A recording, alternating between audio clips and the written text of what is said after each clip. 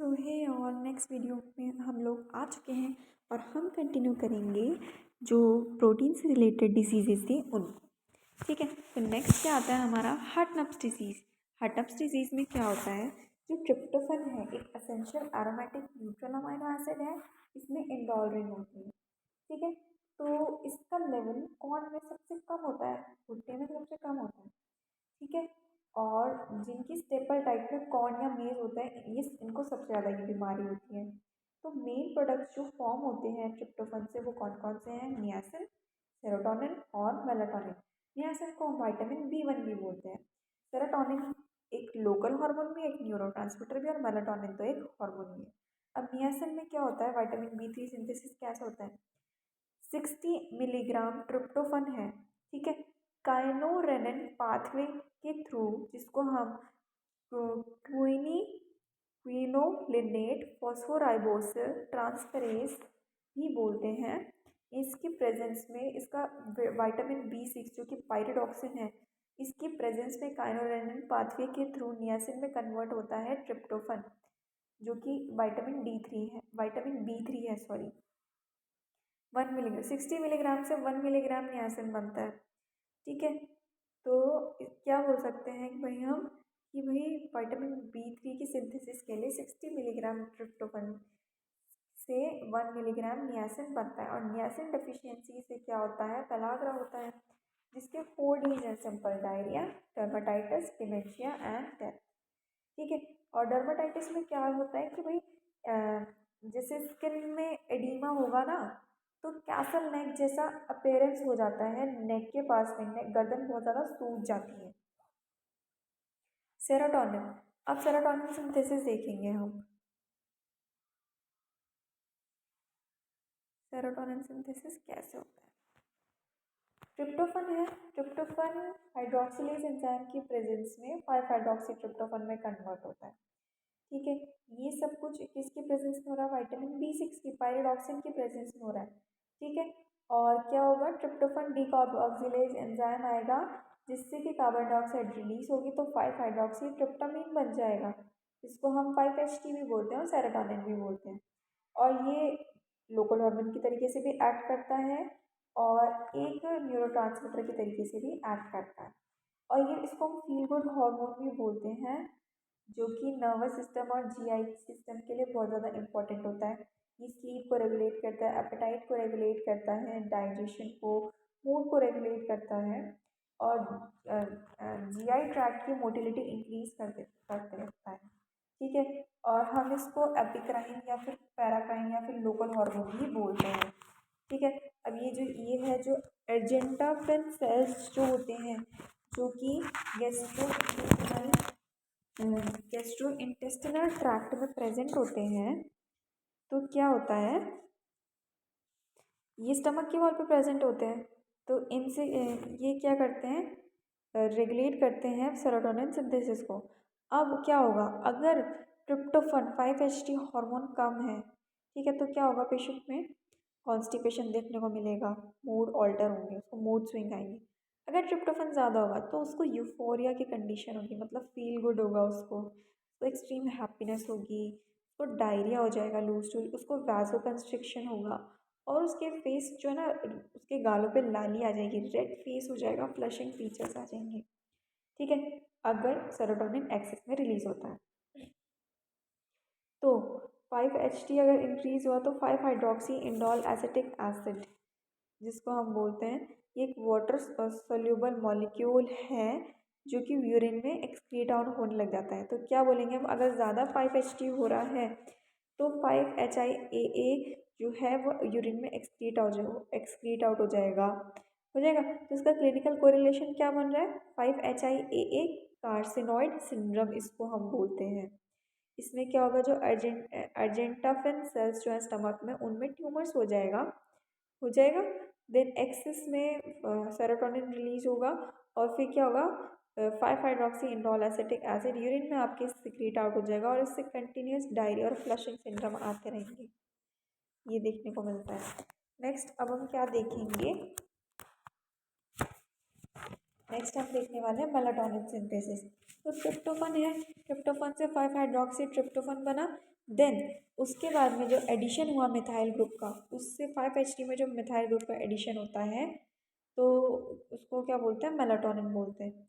ये एक methylated form है सेरोटोनिन की। तो कहाँ से सिक्रीट होता है मेलाटोनिन? पीनियल ग्लैंड से।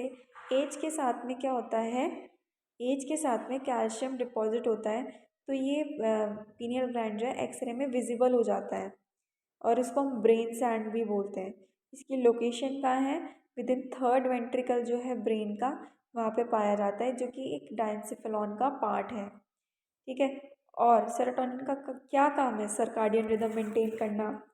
ठीक है, मेंटेनेंस, स्लीप का मेंटेनेंस करना, मेनली वेकअप साइकिल को, स्लीप वेकअप साइकिल। और प्राइमरी स्टिमुलस क्या होता है इसके लिए? लाइट होता है। ठीक है, अगर लाइट है तो इसका सिक्रीशन ज़्यादा होगा, और अगर डार्क में है, डार्क है, अंधेरा है, तो ये कम सिक्रीट होता है। तो एंटीऑक्सीडेंट्स जो हैं, जैसे कि फ्री रेडिकल्स होंगे, वो इनहिबिट करते हैं, टिश्यू को डिस्ट्रक्ट करते हैं ये एंटीऑक्सीडेंट्स। तो हम इसके बारे में क्या पढ़ रहे हैं कि जेट लैग क्या होता है। जेट लैग क्या है? अगर हम इंडिया से अमेरिका जा रहे हैं तो पता है टाइम डिफ़र करता है, तो उससे क्या होता है, पेशेंट की सर्काडियन रिदम डिस्टर्ब हो जाता है, उसको नींद ही नहीं आ पाती है। तो उसके लिए हम कौन सी ड्रग देते हैं? रेमेल्टियन ड्रग देते हैं। मेलाटोनिन रिसेप्टर एंटागोनिस्ट है ये, जो मेलाटोनिन के जो रिसेप्टर्स हैं उसके अगेंस्ट में काम करती हैं। ठीक है, और ये क्या करती है, मेलेटोनिन के जो रिसेप्टर फर्स्ट और सेकंड जो है ना, उसको स्टिमुलेट करके पूरी बॉडी में स्लीप इंड्यूस करती है और सर्काडियन रिदम मेंटेन करती है। एंटागोनिस्ट इफेक्ट और सिनर्जिस्टिक इफेक्ट, ये दोनों अलग अलग चीज़ें हैं। और इसके बाद क्या होता है, हार्टनप्स डिजीज़। अब ये तो नॉर्मल कंडीशंस थी, तो हार्टनप्स डिजीज़ में क्या होता है, जो नेफ्रॉन है, किडनी में जो नेफ्रॉन पाए जाते हैं, तो उससे क्या होगा, ट्रिप्टोफन है। अब ट्रिप्टोफन को एब्जॉर्ब करने के लिए स्पेशल चैनल्स होते हैं प्रॉक्सिमल कॉन्वोल्यूटेड ट्यूब्यूल में। ठीक है, तो वहाँ से ट्रिप्टोफन का रीअब्जॉर्प्शन होता है, और इन चैनल्स का नाम क्या है? SLC6A19 चैनल इनको बोलते हैं हम। ठीक है, तो अगर इनमें म्यूटेशन हो गई तो ये नॉन फंक्शन हो जाएंगे, और फिर क्या होगा, ट्रिप्टोफन यूरिन में एक्सक्रीट आउट होने लग जाएगा। ठीक है, ये चीज़ें हमने इसमें देखी हैं। अब हम क्या करने वाले हैं, ये देखेंगे हम। अगर हम SLC6A19 चैनल में म्यूटेशन हो जाती है तो ट्रिप्टोफन का लॉस होगा यूरिन में। ठीक है, और इससे क्या होगा, डेफिशिएंसी हो जाएगी ट्रिप्टोफन के जो बाय प्रोडक्ट्स थे, जैसे कि विटामिन B3, नियासिन, सेरोटोनिन और मेलाटोनिन की डेफिशिएंसी हो जाएगी। तो जो विटामिन B3 है, pellagra, mood swings, vitamin B3 अगर कम हुआ तो पेलाग्रा होगा, मूड स्विंग होंगे, वेकअप साइड उठा रहेगा इंसान को, नींद नहीं आएगी। तो ये चीज़ें होती हैं। डायग्नोस्टिक टेस्ट क्या है? ओबरमेयर्स टेस्ट होता है, और इसमें क्या होगा कि डिटेक्ट करेंगे यूरिन में ट्रिप्टोफन को डिटेक्ट करते हैं। ट्रीटमेंट क्या है? जो एक्सेसिव ट्रिप्टोफन सप्लीमेंटेशन जो है विटामिन B6 के साथ में हम देंगे, क्योंकि क्या कन्वर्जन पड़ेगी, ट्रिप्टोफन के कन्वर्ट करने की जरूरत पड़ेगी विटामिन B3, सेरोटोनिन और मेलाटोनिन में। अब इसके बाद में आता है ड्रमंड सिंड्रोम। इसको हम ना ब्लू डायपर सिंड्रोम भी बोलते हैं। एक genetic metabolic x linked recessive disorder है, न्यूबॉर्न बेबी में देखने को मिलता है, जिसमें वो लोग ट्रिप्टोफन को एब्जॉर्ब नहीं कर पाते, है ना।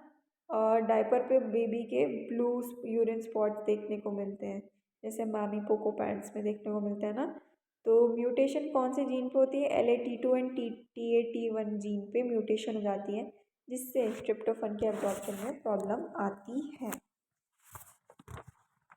इसके बाद में हम देखेंगे सिम्टम क्या होते हैं भाई ड्रमंड सिंड्रोम के। तो क्या होगा, हाइपर कैल्सीमिया होगा, कैल्शियम का लेवल जो है मोर देन 10.5 मिलीग्राम पर DL से ज़्यादा हो जाएगा नियोनेट्स में।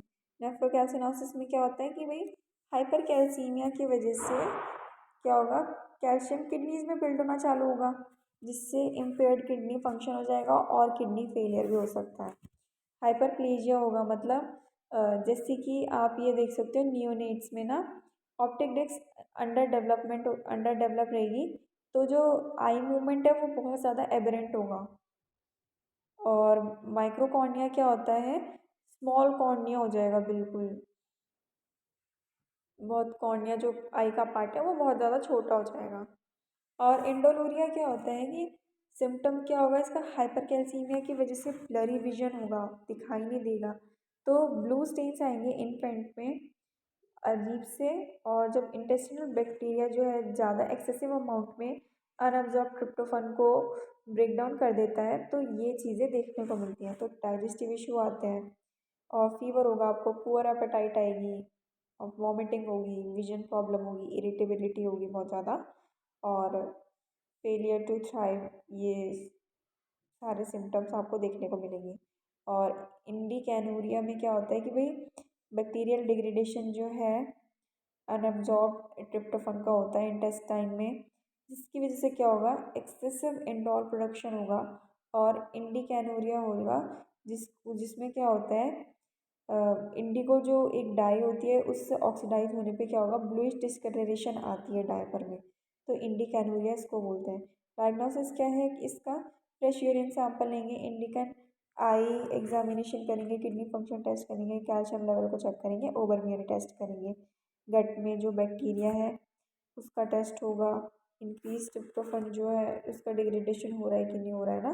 ट्रीटमेंट क्या करेंगे, कैल्शियम रिस्ट्रिक्टेड डाइट देंगे, लेस प्रोटीन डाइट देंगे, ठीक है, और विटामिन डी को लिमिट कर देंगे। इसके बाद में हमारा जो है वो आता है प्रोटीन मेटाबॉलिज्म। तो सब प्रोटीन मेटाबॉलिज्म में हमने क्या देखना है कि भाई नाइट्रोजन बैलेंस क्या होता है। नाइट्रोजन बैलेंस का सिंपल मतलब यही है, जितना प्रोटीन सिंथेसाइज हो रहा है उतना ही प्रोटीन डिग्रेड भी होगा, तभी तो उसको नाइट्रोजन बैलेंस बोल रहे हैं। तो I is equals two O, ये सिंपल सिंपल लिखा है, ठीक है। Intake and output, positive nitrogen balance, negative nitrogen balance. Positive nitrogen balance क्या होगा, नाइट्रोजन का इनटेक बॉडी में ज़्यादा होता है देन लॉस से, और ये कब होता है, एनाबॉलिक स्टेट में, जब छोटे छोटे जो अमाइनो एसिड मिलके एक बड़ा प्रोटीन बनाते हैं तब पॉजिटिव नाइट्रोजन बैलेंस होता है, ठीक है। इसमें क्या होता है, ग्रोथ, हाइपोथायरॉयडिज्म। हाइपोथायरॉयडिज्म में क्या होगा कि भाई T3 और T4 हार्मोन कम होंगे, अब जब ये हार्मोन कम होंगे तो BMR कम होगा, ठीक है, और तो फिर प्रोटीन का डिग्रेडेशन भी स्लो हो जाएगा, तो इसीलिए पॉजिटिव नाइट्रोजन बैलेंस होगा, क्योंकि प्रोटीन एक्यूमुलेट हो रहा है बॉडी में, हो रहा है। इसके बाद में एथलीट्स जो होंगे उनमें पॉजिटिव नाइट्रोजन बैलेंस देखने को मिलता है, क्यों, अपनी मसल गेनिंग के लिए वो प्रोटीन खाते हैं। प्रेगनेंसी में भी पॉजिटिव नाइट्रोजन बैलेंस देखने को मिलता है। अब नेगेटिव नाइट्रोजन बैलेंस में क्या होगा, नाइट्रोजन ज़्यादा एक्सक्रीट आउट होगा बॉडी से, मेटाबॉलिक स्टेट में ऐसा होता है, ठीक है। जब किसी को बर्न हो गया, फीवर हो गया, तब नेगेटिव नाइट्रोजन बैलेंस बोलते हैं। हाइपरथायरॉयडिज्म में क्या होता है, थायराइड हार्मोन बढ़ जाते हैं, BMR बढ़ता है तो प्रोटीन डिग्रेड होता है, जब प्रोटीन डिग्रेड हो रहा है तो एक्सक्रीट आउट होगा तो नेगेटिव नाइट्रोजन बैलेंस आ जाएगा, ठीक है। और ये क्या होगा, इनएडिक्वेट प्रोटीन इनटेक की वजह से होता है। अब हम देखेंगे फैक्टर्स नाइट्रोजन बैलेंस के। ग्रोथ में पॉजिटिव नाइट्रोजन बैलेंस होता है, हार्मोन वगैरह जैसे इंसुलिन, ग्रोथ हार्मोन, एंड्रोजन जो होता है आपके, एस्ट्रोजन और टेस्टोस्टेरोन, ये देख सकते हैं आप, टेस्टोस्टेरोन में पॉजिटिव नाइट्रोजन बैलेंस होता है हार्मोन्स में। कॉर्टिकोस्टेरॉइड स्ट्रेस हार्मोन जो है इसमें नेगेटिव नाइट्रोजन बैलेंस होता है। और कॉन्वेलेसेंस क्या होता है कि भाई हम इसको बोलते हैं एक्टिव रिजर्वेशन ऑफ टिश्यू, जब टिश्यू रिजर्व हो रहा है तो फिर पॉजिटिव नाइट्रोजन बैलेंस होगा क्योंकि प्रोटीन एक्यूमुलेट हो रहा है। अब हम देखेंगे प्रोटीन का डाइजेशन और एब्जॉर्प्शन, ये हमने पहले भी देख चुके हैं, ये मैं पहले भी बता चुकी हूँ, एक बार आप पीछे से प्रीवियस वीडियो में रिकॉल कर सकते हैं। अब आते हैं प्रोटीन और अमाइनो एसिड के मेटाबॉलिज्म पे। तो क्या कैटाबॉलिज्म और एनाबॉलिज्म हम सिंपल देखते हैं, कैटाबॉलिज्म मतलब break down, anabolism synthesis of large molecule from smaller molecules, simple simple लिखा है, ये देख सकते हैं आप, इसमें सिंपल सिंपल लिखा है कैटाबॉलिज्म एनाबॉलिज्म। कैटाबॉलिज्म में एनर्जी रिलीज होती है और जब हमें भूख लगती है तब ये होता है। एनाबॉलिज्म में एनर्जी चाहिए होती है और जब वेल फेड स्टेट होती है ये तब पाया जाता है, ठीक है। और ये सब चीज़ें, प्रोटीन का स्ट्रक्चर देख सकते हैं आप, CO negative, CHR and NH3, R यहाँ पे जो है आपका वेरिएबल ग्रुप है। देन नेक्स्ट हमारा आएगा metabolism of amino acid. Metabolism देख रहे हैं हम, तो ये मेटाबॉलिज्म हम नेक्स्ट वीडियो में कंटिन्यू करेंगे। तब तक के लिए आप खुश रहिए और पढ़ाई करते रहिए।